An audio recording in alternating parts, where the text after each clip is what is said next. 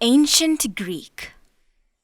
In the Quran, Surah Nahl, verse 36, Allah subhanahu wa ta'ala told us to go around the world and see what happens to other people who do not follow Allah subhanahu wa ta'ala's law and order.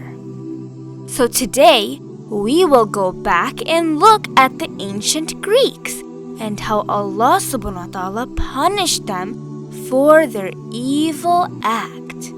Ancient Greek started around 200 years after Prophet Musa, peace be upon him. It was in Greece, which was in southern Europe. But we don't know who their prophet was.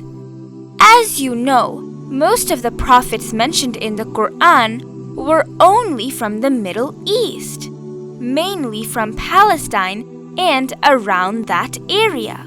But in Surah Nahl, verse 36, Allah subhanahu wa ta'ala said that to help the people, He sent prophets to every nation. But after a while, the people forgot Allah subhanahu wa ta'ala's law and order, and soon they turned very bad. They always forget Allah subhanahu wa ta'ala's blessings and start to follow the evil shaitan. And that's exactly what happened to the ancient Greeks. They did not accept their prophets. They started to believe in their folk stories. At one point, they became lost and started to follow a false god named Zeus. The ancient Greeks were not happy with just one false god. So, they created family members for Zeus and started to accept them as their gods as well. One by one, they created 12 main gods, and then there were many more. When this nation started to follow these false gods, at first their law and order started to collapse, and because of that, they became very bad. During the time of the ancient Greeks, crime was everywhere. They treated the girls and women very badly and showed no respect at all. At one point, they had more slaves than free people. They were very shameless.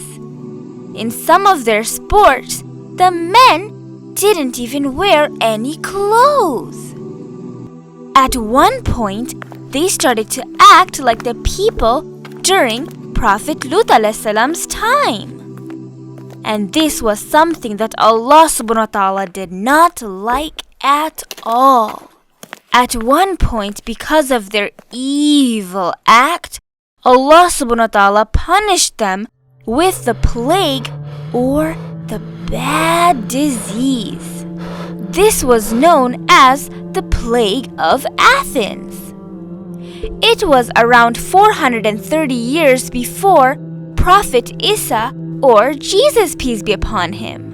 And it was when the famous philosopher or the great thinker Socrates was alive. For almost 4 long years, this type of disease killed almost 300,000 people.